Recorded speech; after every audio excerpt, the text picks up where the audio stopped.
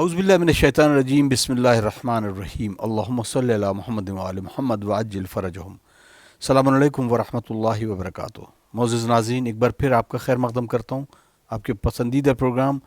کربلا شناسی میں۔ اس پروگرام کے ذریعے جہاں ہم بہت ساری باتیں آپ سے کر چکے ہیں اور بہت ساری باتیں آپ سے کرنی ہیں، اور ان گفتگو کا ماحصل یہ ہے کہ ہم کربلا کو کیسے پہچانیں۔ امام مظلوم کربلا نے جس طریقے سے ہمارے سامنے اپنی پوری زندگی کو رکھا ہے، وہ ہمارے لیے بھی مشعل راہ ہے، نمون عمل ہے ہمارے لیے ذات حضرت امام حسین علیہ الصلوۃ والسلام۔ ناظرین، اس موضوع کو ہم اور مزید ڈسکس کریں گے۔ ہمارے ساتھ اس وقت موجود ہیں حجت الاسلام والمسلمین علی جناب مولانا مصطفیٰ علی خان ادیب الہندی صاحب قبلہ۔ السلام علیکم آقا۔ وعلیکم السلام ورحمۃ آقا،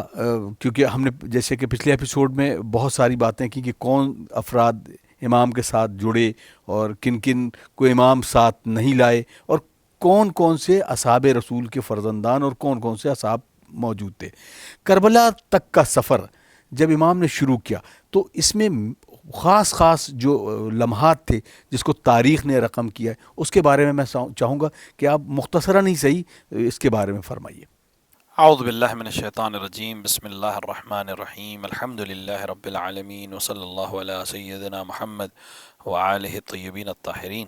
السلام علیک یا ابا عبداللہ، السلام علیک یا ابن رسول اللہ، السلام علیک یا ابن امیر المؤمنین، السلام علی الحسین وعلی علی ابن الحسین وعلی اولاد الحسین وعلی اصحاب الحسین، السلام علیکم ورحمۃ اللہ وبرکاتہ۔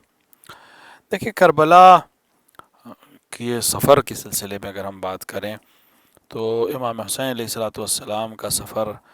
جو رجب کی 28 تاریخ جیسا کہ مشہور ہے سے شروع ہوتا ہے مدینے سے۔ البتہ امام حسین علیہ الصلوۃ والسلام نے جو قصد کیا تھا مدینے سے نکلنے کا، اس وقت نہیں تھا کہ کربلا جائیں گے یا کوفے جائیں گے، اس وقت آپ مکے کی طرف گئے جی، اور مکے میں رہے، اور آپ شعبان کی 2 یا 3 تاریخ کو آپ مکے پہنچ گئے تھے،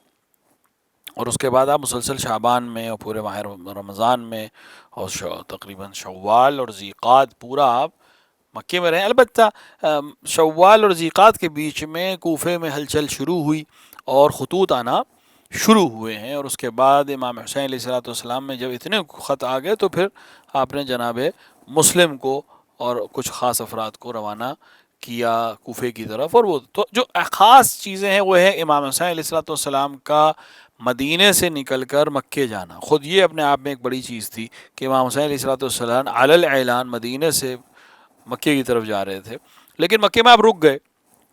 اور مکے سے آپ، چونکہ مکہ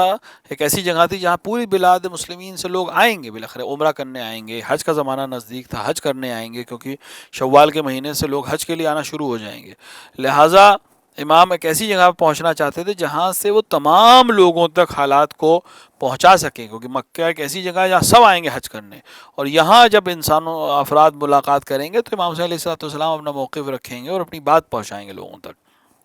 لہٰذا امام رکے رہے۔ اور امام ظاہری، اگر ہم ظاہری بات کریں تو اب جو سب سے امپورٹنٹ چیز ہے وہ ہے کوفیوں کا خط آنا مکے میں، جی، اور امام کا جناب مسلم کو کوفے کی طرف روانہ کرنا۔ آقا ایک بیچ میں سوال میں ضرور آپ کو معذرت کے ساتھ، مکے میں اس وقت جو حکومت تھی، یعنی گورنر اگر کہا جائے تو بنی امیہ کا کوئی گورنر منتخب کیا گیا تھا وہاں پر؟ بالکل، مکے میں اور مدینے میں اور تقریباً تمام بلاد مسلمین میں ساری گورنرشپ بنی امیہ کے ہاتھ میں تھی۔ جی، مکہ بالکل بنی امیہ کے کنٹرول میں تھا، مدینہ بنی امیہ کے کنٹرول میں تھا، اور جتنے بھی افراد تھے وہ بنی امیہ کے اعلی کار تھے اور ان کے گورنرز تھے۔ فرق یہ ہے کہ مثال کے طور پر جیسے مدینے میں ولید بن عتبہ جیسا گورنر تھا، یا مکے میں عبد الرحمن تھے، تو یہ وہ لوگ ہیں جو ظاہری طور پر ضرور بنی امیہ کے افراد تھے اور بنی امیہ سے ہی کی حمایت کرتے تھے، بنی ہاشم سے نہ محبت تھی نہ کسی قسم کی نزدیکی تھی، لیکن ڈپلومیٹک لوگ تھے، یعنی جی، عمل میں اس طرح نہیں تھے کہ مثلا جیسے مروان نے علیہ اللعنہ نے جیسے کہا ولید سے کہ امام حسین کو یہیں روک لو، حسین بن علی کو یہیں روک لو ورنہ ان تک نہیں پہنچ سکو گے، تو وہاں پر ولید نے پھر بھی مروان کی کسی بات کو قبول نہیں کیا۔ جی، تو اس طرح کے افراد مدینے میں بھی گورنرشپ جیسے ولید کے پاس تھی یا مکے میں، یہ وہ لوگ تھے جو امام حسین علیہ الصلوۃ والسلام پر نظر ضرور رکھے تھے، لیکن کوئی ایسا اقدام نہیں کر رہے تھے جو آپ کہیں کہ امام حسین کو ڈائریکٹ اٹیک کرنے والا اقدام ہم. ہاں یہاں پر جب ماہ ذی الحج شروع ہو گیا اور مدینے جناب مسلم کا خط بھی آ گیا اور ساتھ ہی ساتھ یہ خبر امام حسین علیہ السلام تک ان تک لوگوں نے پہنچائی جیسا کہ ہم تک پہنچی. بعد میں امام نے خود فرمایا کہ مجھے خبر ملی ہے کہ لباس احرام میں بعض لوگ ہتھیار بند ہو کے آئیں کہ مجھے طواف کے عالم میں یا حج کے دوران مجھے قتل کر دیں. تو اب بنی امیہ نے باہر سے سازش کی تھی کہ حسین ابن علی کو ڈائریکٹلی تو قتل نہیں کر سکتے لیکن حج کے دوران طواف کے دوران مکے میں منا میں مشر میں کہیں پہ بھی حملہ کیا جا سکتا ہے. لہٰذا امام حسین کو یہ خبر ملی اور امام حسین علیہ السلام نے حرمت مکہ کو بچانے کے لیے علی الظاہر مکے کو چھوڑنے کا فیصلہ کیا. تو یہ تاریخ کا ایک دوسرا بہت اہم پوائنٹ ہے جہاں امام حسین علیہ السلام نے مکے کو چھوڑا ہے. اور یوم ترویہ یعنی 8 ذی الحجہ کو امام حسین علیہ السلام نے مکے کو ترک کر دیا. اور ظاہری طور پر ایک دن یا ایک دن سے تھوڑا زیادہ آپ منزل تنیم کے اوپر رکے اور وہاں بعض کاروان کے لیے اور کچھ چیزوں کا فراہم کیا اور اس کے بعد آپ کوفے کی طرف روانہ ہو گئے. اب راستے میں بہت سی منزلیں ہیں. اب یہاں پہ وقت نہیں کہ ہم تمام منازل کا ذکر کر سکیں لیکن بہت سی منزلیں جن میں جو خاص چیزیں ہیں وہ ایک ہے ایک منزل کے اوپر جناب مسلم کی شہادت کی خبر. جی یہ امپورٹنٹ کیوں ہے؟ اس لیے امپورٹنٹ ہے کہ جب جناب مسلم کی شہادت کی خبر امام کو پہلے ہو چکی ہے لیکن اس منزل کے اوپر منزل ثعلبیہ پہ ظاہراً امام حسین علیہ السلام کو جناب مسلم کی شہادت کی خبر کا اعلان ہوا. یعنی لوگوں نے اس طرح سے خبر بیان کی کہ اب لوگوں کو پتہ چل گیا کہ جناب مسلم شہید کر دیے گئے ہیں کوفے میں. اور کوفے میں لوگ اب امام حسین علیہ السلام کی اطاعت میں نہیں ہیں یا بیعت میں نہیں ہیں یا بیعت توڑ چکے ہیں. تو اب یہاں پر جیسا کہ روایات میں ملتا ہے کہ جمع کثیر امام حسین کو چھوڑ کر چلی گئی. یعنی یہ وہ افراد تھے جو یہ سوچ کر امام کے ساتھ آ گئے تھے کہ اب امام کوفے کی طرف جائیں گے اور ہم جنگ کریں گے اور ہم کوفے پہ کنٹرول کر لیں گے اور ہم بنی امیہ کو شکست دے دیں گے اور مال و متاع ہمارے خلفے میں حاصل ہو جائے گا. یہاں سے لوگوں نے ہٹنا شروع کیا. پھر جب تھوڑا سا اور آگے بڑھے اور جناب قیس کی شہادت کی خبر ملی اور اسی طرح حر کے لشکر سے جب ملاقات ہوئی اور امام حسین، یہ بہت امپورٹنٹ پوائنٹ ہے جہاں جناب حر کے لشکر سے امام حسین کی ملاقات ہوئی کیونکہ یہ وہ جگہ ہے جہاں امام حسین کا اب مسیر کوفے سے ہٹ گیا. کیونکہ حر کے پاس جو آرڈرز تھے،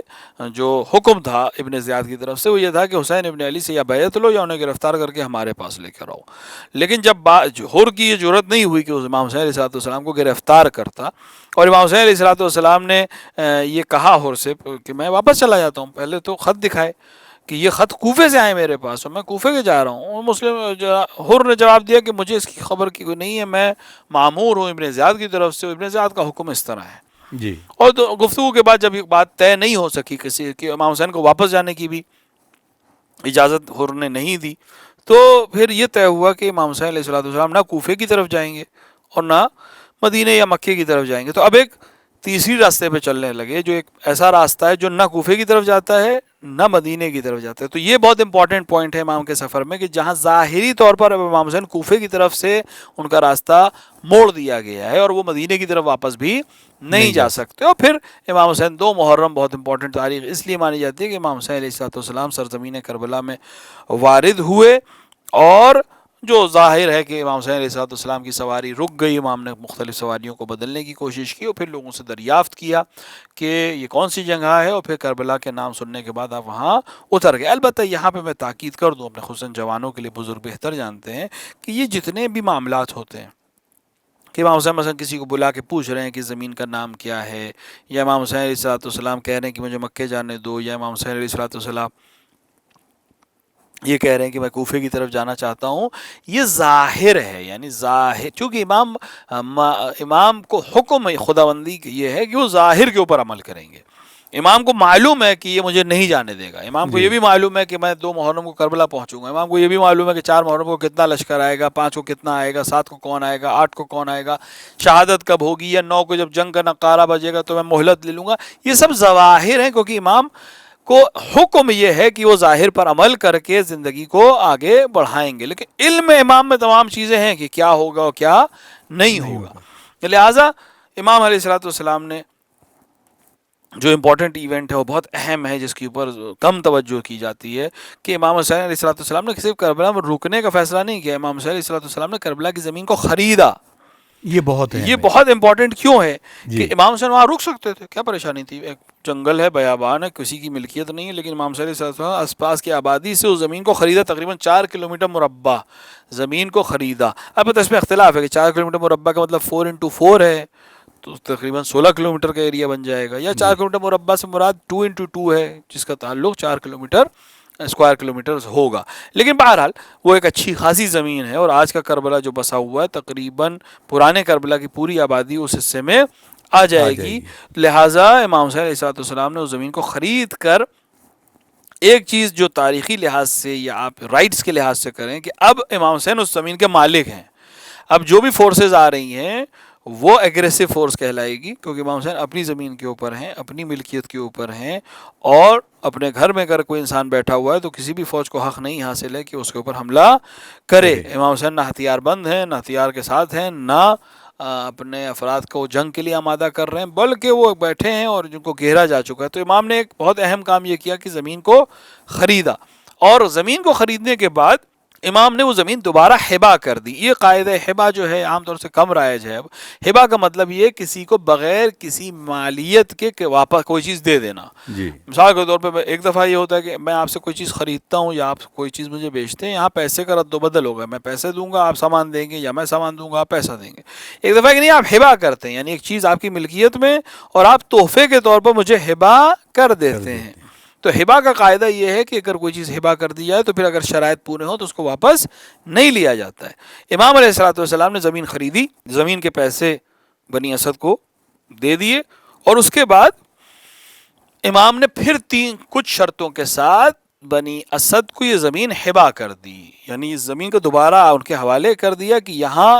شرط یہ ہے کہ کل ہم یہاں ممکن ہے قتل کر دیے جائیں تو ہماری قبر یہاں بنا دینا اور ہمیں دفن کر دینا۔ جی دوسرا یہ کہ جو ہمارا راستہ پوچھتے ہوئے کوئی مسافر آئے تو اس کو ہماری زیارت کے لیے آنے دینا، اور اس کو 3 دن مہمان رکھنا۔ یہ ایک ایسی چیز ہے کہ جو امام حسین علیہ السلام نے بنی اسد کو وصیت کی، اور یہ امپورٹنٹ ہے تاریخ کے لحاظ سے کہ امام نے وصیت پر حکم دیا اور بنی اسد کو ہبا کے ساتھ ساتھ زائر حسین ابن علی کی اہمیت کو بھی بیان کر دیا، یعنی اپنے زائر کا اہتمام اس وقت جب ابھی شہادت نہیں ہوئی ہے آپ کی، تب بھی آپ نے اپنے زائر کے لیے اہتمام کیا اور اس کی میزبانی کے لیے افراد کو تیار کیا، اور یہ خود ایک اہمیت ہے، یعنی خود زیارت کی اہمیت ہے، یعنی امام حسین پسند کرتے ہیں کہ لوگ ان کی زیارت کے لیے آئیں، اور دوسرا ان لوگوں کے لیے شرف ہے جو امام حسین کے زائر کی خدمت کرتے ہیں، کہ امام خود پسند کرتے ہیں کہ ان کے زائر کی خدمت کی جائے۔ اگر مختصر دیکھا جائے تو جو خاص ایونٹس ہیں واقعہ کربلا کے سفر کے لحاظ سے، تو امام حسین کا مدینے سے مکے جانا، امام حسین کا مکے میں رہنا، کوفیوں کی طرف سے خطوط کا آنا، امام کا مسلم بن عقیل کو روانہ کرنا، اور پھر حج کے عالم میں یہ خبر پانا کہ آپ کو قتل کرنے کی سازش ہے، تو دوبارہ یوم ترویہ امام کا مکے سے خروج کرنا اور کوفے کی طرف روانہ ہونا، پھر جناب حر کے لشکر سے ملاقات کے بعد امام حسین علیہ السلام کا کوفے کے مسیر کو چھوڑ کر ایک پیراہے پہ چلنا، اور آخر 2 محرم کو کربلا پہنچ کر زمین خرید کر وہاں مستقر ہو جانا، کہ جو بعد میں آپ کا مزار ہے اور آج بھی لوگوں کے لیے ملجاؤ ماوا ہے۔ جزاک اللہ۔ آقا میں یہ چاہوں گا کہ کیونکہ اب روز عاشورہ کا ہم اگر تذکرہ کریں کہ یہ وہ دن ہے کہ جو ہر ایک انسان اور ہر دردمند انسان کے لیے بے حد اہم ہے، کیونکہ امام حسین کی شہادت اگر کسی غیر مسلم کو بھی سنایا جائے اس کی آنکھوں سے بھی آنسو رک نہیں سکتے۔ یہ واقعہ جو ہے روز عاشورہ، جب شب میں آپ اکثر خطیب سے اور ذاکرین سے سنتے ہیں کہ مہلت لے لی، کچھ کہتے نہیں مہلت دے دی، وہ ایک جو پورا فلسفہ ہے۔ اس کے بعد روز عاشورہ یہ کس طریقے سے گزرا، کیسے تمام اصحاب حسینی نے تسبیح و تحلیل سے رات گزاری، اور کیا حکم ہے تمام دیکھنے والوں کے لیے کہ روز عاشورہ یعنی شب عاشورہ کیا کرنا ہے اور روز عاشورہ کیا کرنا ہے؟ دیکھیے، امام حسین علیہ السلام کا شب عاشور مہلت مانگنا، یہ ظاہر میں نے عرض کیا تھا پہلے بھی کہ یہ ظواہر ہیں، یعنی امام حسین کو پتہ تھا کہ جو بھی ہونا ہے روز عاشورہ 10 محرم کو ہی ہونا ہے۔ لیکن بہت سے ظواہر ہیں. امام حسین ابھی بھی چاہتے تھے کہ بہت سے لوگ آج کی شب میں میرے لشکر پہ آ جائیں گے، جو اس لشکر میں ہیں اس لشکر میں آ جائیں گے. بہت سے افراد ایسے ہیں جو ابن زیاد کے لشکر میں سپاہی بن کر آئے تھے اور آخر میں امام حسین کی طرف ہو گئے. جناب حر کا نام زیادہ مشہور ہے، لیکن اور بھی بہت سے لوگ آئے ہیں. جی تو ان افراد کے واپسی کے لیے ایک مہلت رہ جائے، کیونکہ ابھی تک لوگوں کو یقین نہیں تھا کہ واقعاً امام حسین کی شاہ کو شہید کرنے کے لیے بنی امیہ اتنے اس حد تک آ جائیں گے. بہت سے لوگوں کے ذہن میں یہ تھا کہ گھیریں گے اور پریشان کریں گے اور آخر امام حسین جو ہے ٹوٹ جائیں گے یا امام حسین کو چھوڑ دیں گے، بالآخر نبی کے نواسے ہیں. جی لیکن جب یقین ہو گیا کہ نہیں کل واقع ایک بار جنگ کے لیے آگے بڑھ گئے اور پھر مہلت ہو گئی، تو یہ مہلت شاید اسی لیے تھی کہ جن لوگوں کے اوپر حجت تمام ہونی تھی ان پر حجت تمام ہوگی. اب ان کے پاس وقت رہے کہ وہ رات بھر میں فیصلہ کر لیں، جس کا نتیجہ ہوا کہ اچھے خاصے افراد اس طرف آئے. اب اس کے لیے بہت سی تحلیلیں ہمارے پاس ہیں اور تاریخ بہت زیادہ اس کو بیان کرتی ہے کہ پوری رات اکثر افراد حسین ابن علی یعنی انصار حسینی اور اصحاب حسینی تسبیح اور تحلیل میں مشغول رہے، عبادت میں مشغول رہے. امام حسین علیہ السلام کا بھی جملہ مشہور ہے کہ میں ایک رات عبادت کرنا چاہتا ہوں کہ مجھے محبت ہے عبادت کرنے سے. تو یہ اہمیت ہے بندگی کے اوپر، کیونکہ امام کا ہدف ہے معرفت الہیہ تک لوگوں کو پہنچانا. تو امام اس موقع پر بھی اللہ کی بات کر رہے ہیں. یہ نہیں بات کر رہے ہیں کہ میں لشکر آ جائے گا میں رات میں جنگ کی تیاری کروں، نہیں، اپنے اللہ سے معبود سے میں راز و نیاز کرنا چاہتا ہوں کہ جو میرا آخری شب ہے اس دنیا میں تو میں اس کو راز و نیاز میں گزارنا چاہتا ہوں. تو افراد کا تسبیح و تحلیل کرنا، اپنے آپ کو جگانا، امام کی حفاظت، کچھ لوگ امام کی حفاظت کے لیے تیار ہیں، کچھ لوگ اپنے آپ کو تیار کر رہے ہیں جنگ کے لیے، کچھ لوگ تسبیح میں مشغول ہیں، کچھ قرآن پڑھ رہے ہیں. تو ہر طرح کے افراد آپ کو ملیں گے، ہر طرح کے تاثرات آپ کو ملیں گے. اب رہی بات کہ وہ لوگ جو مثال کے طور پہ ہم ہیں اور آپ ہیں،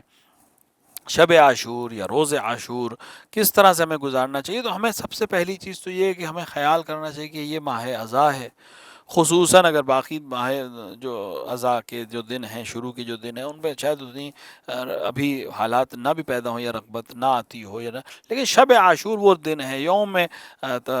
شب 9 محرم جو ہے اس کے لیے علماء نے لکھا ہے کہ یہ وہ دن ہے کہ جو حسین چاروں طرف سے گھیر لیے گئے تھے. یعنی اب کوئی راستہ نہیں تھا کہ امام حسین باہر جا سکیں اور کوئی امام حسین تک نہیں آ سکتا تھا. لہٰذا آپ کو چاروں طرف سے 9 محرم کو گھیر لیا گیا. اور شب عاشور جس طرح امام حسین نے تسبیح اور تحلیل اور عبادت میں گزاری، ہماری ذمہ داری بھی ہے کہ ہم عبادت میں گزاریں. اب عبادت اس وقت کی عبادت الگ ہے. آج ہم جب ایام اعضاء میں ہیں تو یہ ہماری عبادت امام حسین کے لیے ماتم کرنا، امام حسین کے لیے گریہ کرنا، ان کے فضائل و مناقب کو بیان کرنا. اور میں اپنے جوانوں سے عرض کروں گا کہ اس رات کو عام رات نہ سمجھیں، اس رات کو اس عنوان کی رات نہ سمجھیں کہ ہم مسکرا رہے ہوں یا ہم اس طرح کا جملہ بول رہے ہوں جو ایک دوسرے، حتیٰ اگر کسی بات کے اوپر یہ چیز آ بھی جائے تو ایک بار ذہن میں رکھیں کہ یہ وہ رات ہے کہ جو جناب علی اکبر کی آخری رات ہے، یہ وہ رات ہے جناب قاسم کی آخری رات ہے. لہٰذا اور ایک خاص چیز یہ ہے کہ اگر ہم پس منظر کو دیکھیں، ہمارے ناظرین اس کی طرف متوجہ ہوتے ہوں گے کہ اکثر ہوتا ہے، لوگ اس طرح کرتے بھی ہیں کہ 9 محرم کو یعنی شب عاشور کو ہمارے عزا خانے میں چراغاں ہوتا ہے، اور بہت سے مثلا لکھنؤ میں یا دیگر اطراف میں بھی امام بارگاہوں کو روشن کیا جاتا ہے. جی اور روز عاشور گزرنے کے بعد تمام علم تعزیے سب بڑھ جاتے ہیں، اور شام غریبہ جب آتی ہے تو بالکل اندھیرا ہوتا ہے. تو جب ہم شب عاشور کی بات کریں تو یہ امام حسین علیہ السلام، یہ چراغاں امام حسین علیہ السلام کے خیمے میں تمام افراد کی موجودگی کی علامت ہے جی کہ یہ چراغ کل واقعاً سب کے سب گل ہو جائیں گے. اور جناب زینب علیہ مقام جب شام غریبہ کے اندھیرے میں ہوں گی تو بالکل تنہا ہوں گی اور کوئی بھی ان کے ساتھ نہیں ہوگا. لہٰذا ہمیں چاہیے کہ اس رات کو اور آنے والی راتوں کو، خصوصاً شب 9 محرم اور شب 10 محرم جو ہے شام غریبہ یعنی شب 11 محرم یعنی روز عاشور گزرنے کے بعد جو رات آئے، وہ امام حسین کی مظلومیت کی رات ہے اور اہل بیت علیہ السلام کی شام غریبہ ہے. اسی لیے شام غریبہ کہتے ہیں، یعنی غریبوں کی رات ہے. غریبوں سے مراد یہاں مالی غریب نہیں ہے، غریبوں سے مراد یعنی غریب الوطن لوگ کہ جن کو گھیر کر قتل کیا گیا اور جن کے وارثوں کو وہاں بے گور و کفن چھوڑ دیا گیا اور جن کے خیموں کو جلا دیا گیا گیا, جن کے چادروں کو چھین لیا گیا, یہ ان کی رات ہے. لہٰذا ہمیں ہر حال میں اپنے دل کو ان سے قریب کرنے کی کوشش کرنی چاہیے, اور وقت کا امام جو وارث ہے واقعہ کربلا کا اس کو یاد کرنا چاہیے, اور اپنے ہر عمل کو اس طرح سے انجام دینا چاہیے کہ جو وارث ہے وہ ہمیں دیکھ رہا ہے, اور ہم اس کو اس طرح سے اس کے جد کا پرسہ دیں کہ اس کا دل ہم سے شاد ہو اور اس کے دل کے لیے کچھ مرہم فراہم کر سکیں. بہت شکریہ، بہت شکریہ.